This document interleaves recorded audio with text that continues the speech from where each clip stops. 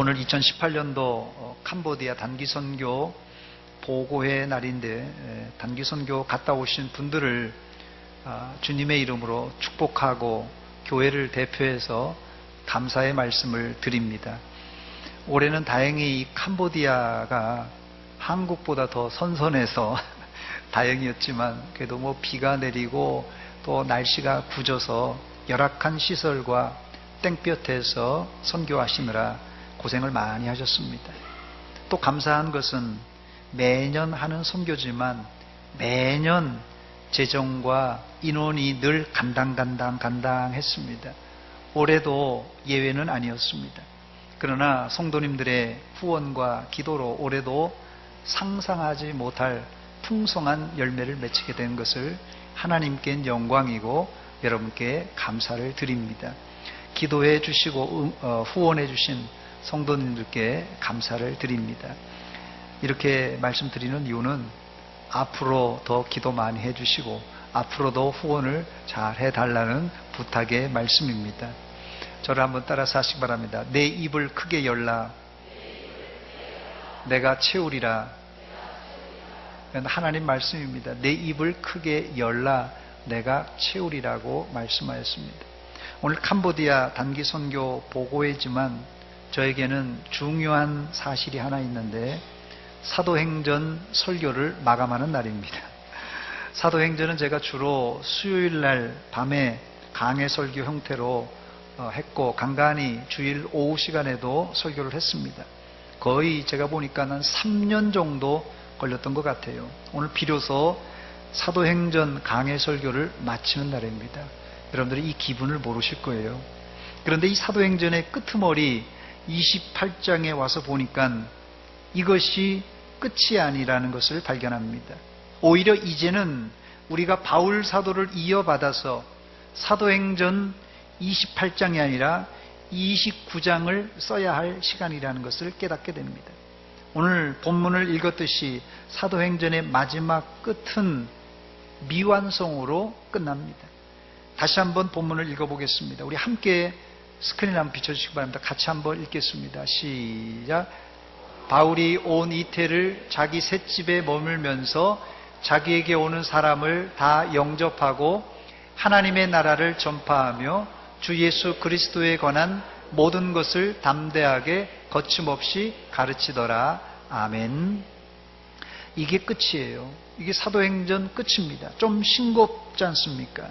사실 바울 사도가 그렇게 원했던 로마에 와서 복음을 전했으니 그 결과가 어땠는가? 이게 좀 궁금할 거예요. 이 약간이라도 복음을 전했으니까 어떤 결과에 대해서 좀 기술을 했으면 좋았을 뻔하지 않았나 생각이 되고, 또 더 궁금한 것은 바울 사도가 미결수의 신분으로 로마에 도착했기 때문에 재판을 받았을 것입니다. 그 재판 결과도 독자들이 궁금했을 것입니다. 그런데 사도행전은 야박하게 여기서 끝을 냅니다. 그 이유를 여러 가지로 추측해 볼 수 있지만은 바울 사도도 사도지만 이 사도행전을 기록한 저자 누가가 더 이상 글을 연속해서 쓸 수 없는 형편이었기 때문에 이런 아쉬운 마무리를 하지 않았는가 우리가 추측해 볼 수 있습니다.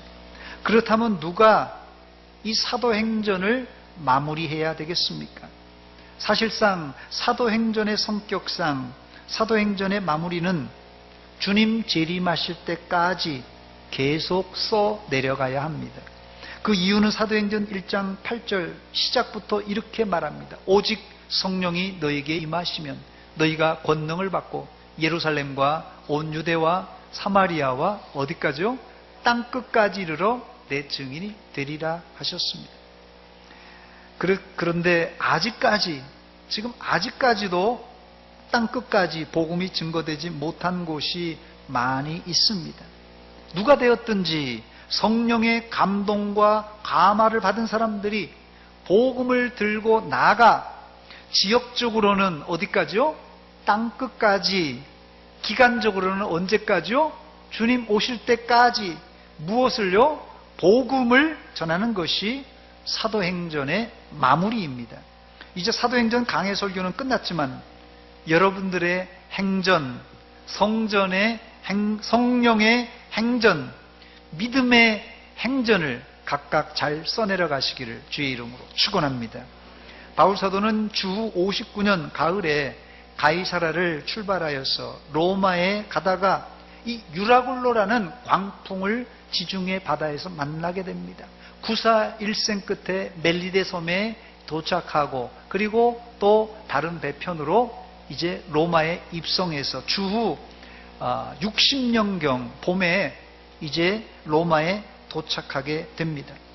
바울 사도는 이때 미결수 신분으로 로마에 갔기 때문에 로마에서 약 2년간 재판을 받고 무죄라는 판결을 받고는 추록하게 됩니다.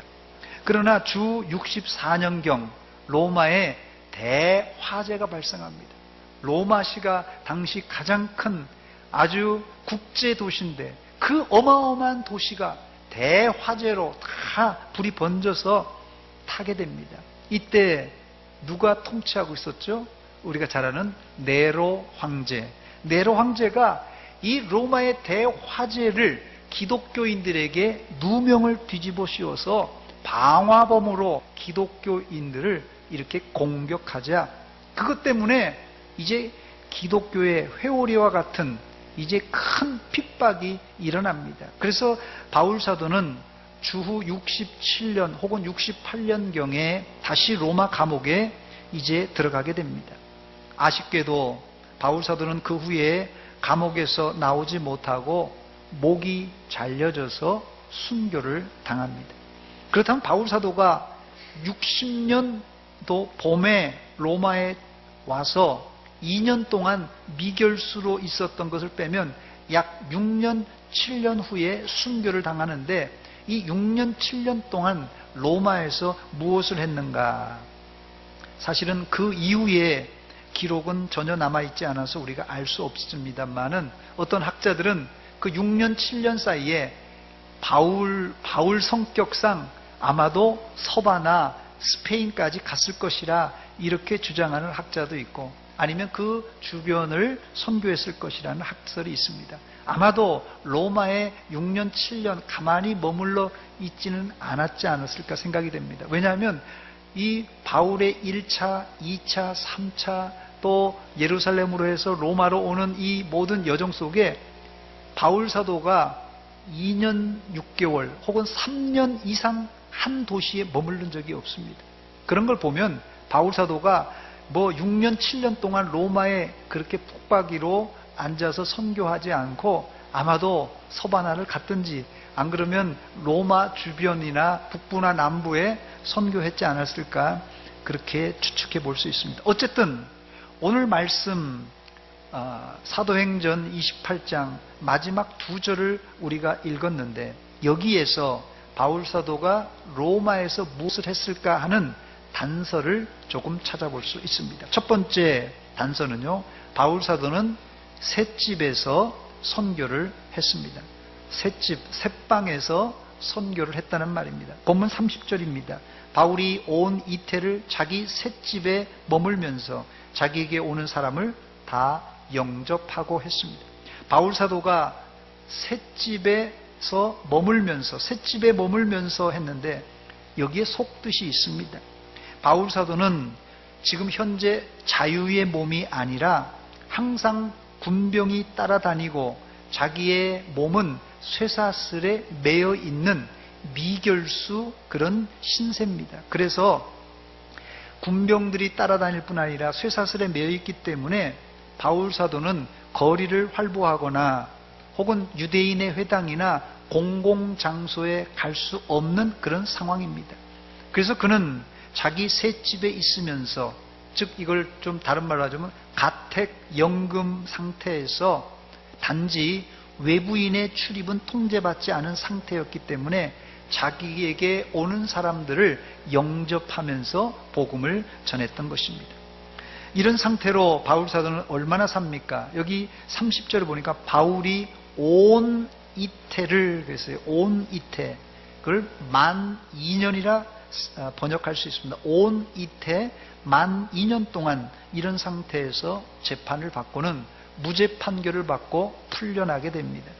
저는 여기서 바울 사도가 했던 이 일을 물론 현대 선교와 완전히 1대1로 비교할 수는 없습니다만은 바울 사도의 선교의 진수를 하나 발견하게 되는데 그는 셋집 셋방 선교를 했다는 사실입니다. 이 말을 좀 더 확대하자면 그는 늘 자기 집을 가지고 안정적으로 선교한 적이 한 번도 없어요. 바울 사도가 자기 집을 가지고 안정적으로 선교한 적이 한 번도 없습니다.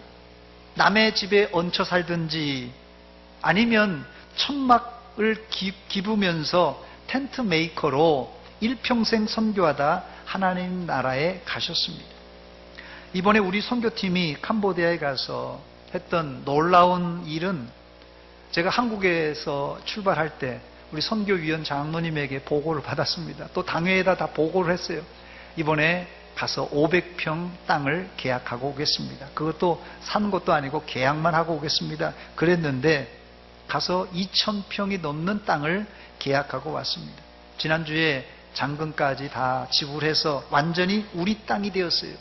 이제 거기에 선교센터를 짓고 안정적인 선교를 할 수 있게 되었다는 말입니다. 그러나 엄밀한 의미에서 그 센터는 우리 것이 아니라 잠시 캄보디아 사람들에게 세를 얻어서 살다가 우리가 10년 혹은 20년, 30년 후에 철수할 때 캄보디아 사람들에게 다 주고 올 땅입니다. 미국 선교사님들이 모두 그렇게 했습니다. 제가 전주에 있을 때 저희 교회가 바로 예수병원이 바로 보이는 그런 장소였습니다. 그래서 예수병원을 출입을 자주 했는데 환자도 많고 해서요. 예수병원도 다 미국 선교사님들이 본토에서 가서 선교원금을 받아서 지은 병원입니다. 이 예수병원이 언제 지었냐면요 1898년입니다. 우리나라 최초의 병원 제중원보다 얼마 있지 않아서 지어진 병원이에요. 두 번째 병원입니다.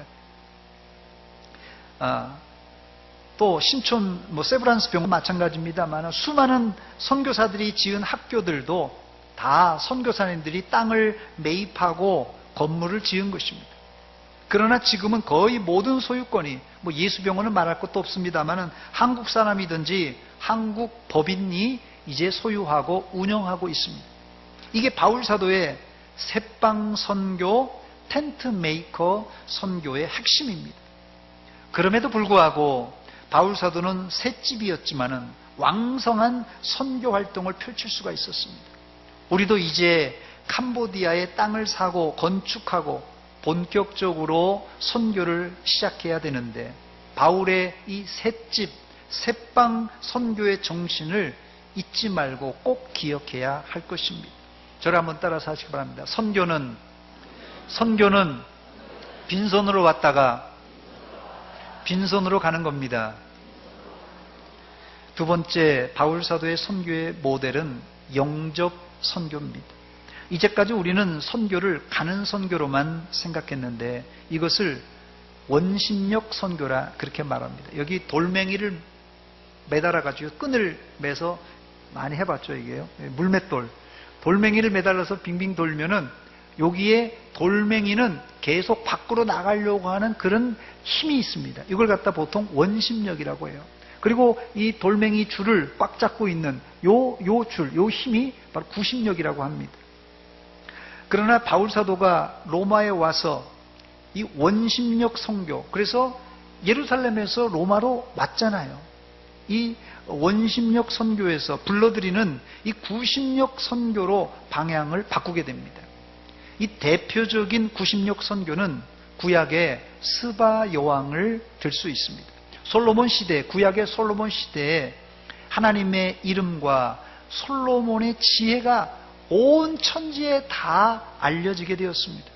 요새처럼 이 SNS나 TV나 방송이 없었던 시대지만 벌써 3000년 전인데 어떻게 예루살렘 그 작은 나라에서 있었던 그런 솔로몬의 지혜와 하나님의 그 성전 건축한 그 역사가 어떻게 아프리카나 아시아나 뭐 모든 나라에 다 전파됐는지 그 의문이에요. 그러자 소문을 듣고 이 스바 여왕이 솔로몬을 찾아오게 됩니다. 그래서 스바 여왕을 비롯한 많은 사람들이 예루살렘으로 찾아와서 하나님께 경배하고 솔로몬을 만나고 간 적이 있습니다. 이것을 선교학에서는 구심력 선교, 몰려오는 선교라 이렇게 말합니다. 다시 본문 30절을 제가 읽습니다. 바울이 온 이태를 자기 셋집에 머물면서 자기에게 오는 사람을 다 영접하고 했습니다. 바울 사도가 자신이 죄수의 신분이기 때문에 밖으로 못 나가기 때문에 이 구심력 선교, 끌어올리는 불러들이는 그 선교, 또 불러들이는 선교를 할 수밖에 없었던 상황입니다. 그러나 이 종합적인 선교는 이 구심력 선교와 원심력 선교를 잘 조화를 이루고 나갈 때 효과적인 선교를 할 수가 있습니다. 이것은 제가 만든 이론이 아니라 선교학에서 나오는 아주 중요한 기본 원리입니다. 예를 들면 우리가 캄보디아의 산 땅에 센터를 지으면 그 센터에서 이제는 365일 선교를 할 수 있는 장소가 마련된 겁니다. 그러면 우리가 한국에서 캄보디아로 가니까 원심력이에요.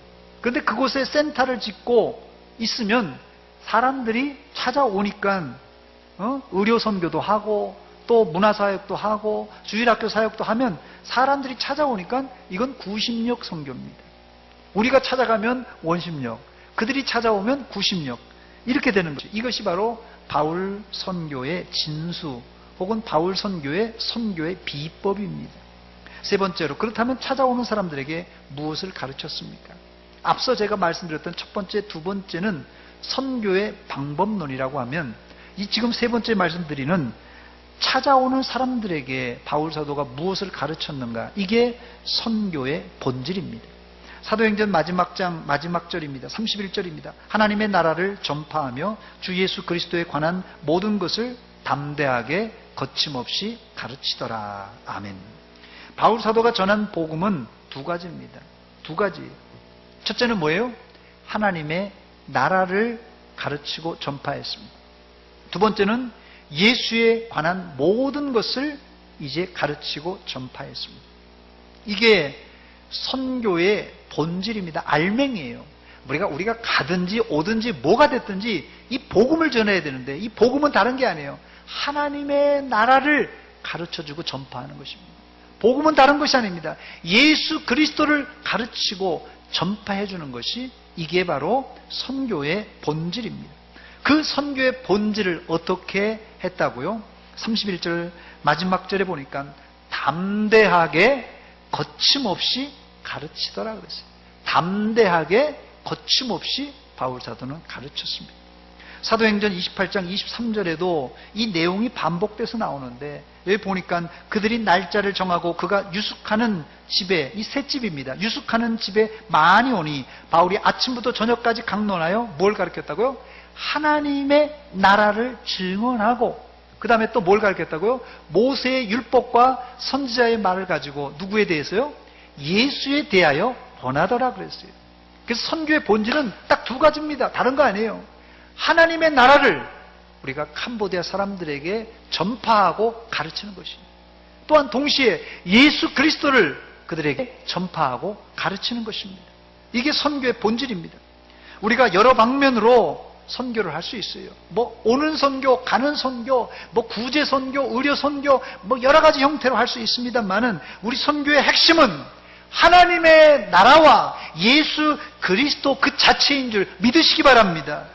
그렇습니다. 선교는 그 이상도 그 이하도 아니에요. 하나님의 나라와 예수 그리스도 그 이상도 그 이하도 아니란 말입니다. 무슨 일이 있더라도 이 선교의 본질을 잊지 마시기를 바랍니다. 이제 말씀을 마치며 앞에서 드렸던 이야기로 마무리를 하겠습니다. 사도행전은 28장 31절로 끝났고, 이제 오늘로 사도행전 강해 설교도 끝났습니다. 그러나 미완성의 사도행전은 우리가 계속해서 써내려가야 할 그런 역사입니다. 이번 여름에 우리가 캄보디아 단기 선교라는 한 페이지의 선교를 이미 쓰고 왔습니다. 여기서 그치지 말고 바울 사도가 했던 셋집 선교, 셋방 선교의 정신을 가지고 가기도 하지만 이제 그들을 불러들이는 구심력 또 원심력 선교를 적절하게 사용하여서 복음의 핵심인 두 가지 뭐라고요? 핵심이 하나님의 나라를 전파하고 주 예수 그리스도에 대한 이야기를 가르치고 전파하는 이 두 가지를 잘하여서 하나님의 나라가 우리나라에도 왕성했듯이 캄보디아에도 왕성하시기를 주의 이름으로 축원합니다. 그렇다고 꼭 뭐 캄보디아에만 가서 선교하라는 게 아니에요, 여러분들. 캄보디아만 가서 하는 것만 선교가 아닙니다. 가까이는 내 가정에 안 믿는 식구들에게 전하는 게 그게 선교예요. 내 직장과 내 주변에 안 믿는 사람들에게 이 복음을 전함으로 여러분 각자의 행전, 여러분 각자의 성령의 행전, 믿음의 행전을 써내려 가시기를 주의 이름으로 축원합니다. 축원합니다. 기도하겠습니다. 하나님 아버지, 은혜와 사랑 감사드립니다. 우리가 무엇이간데 사랑해 주시고 구원해 주시고 또한 이렇게 사명자로 삼아 주시사 캄보디아에게까지 가서 복음을 증거할 수 있게 하십니까? 이 은혜에 감사 감격하여서 우리가 이제 또 다른 사도행전 29장을 써내려가는 믿음의 역사가 있는 교회, 믿음의 역사가 있는 성도들이 되게 하여 주시옵소서. 이후에 선교 보고가 이어질 텐데 이것이 단순한 보고나 숫자나 단순한 사진이 아니라 성령께서 일하셨던 그 현장을 생생하게 보게 하시고 느끼게 하시고 감동과 감화가 있는 이 선교 보고가 되게 하여 주시옵소서. 예수님의 이름으로 기도하옵나이다. 아멘.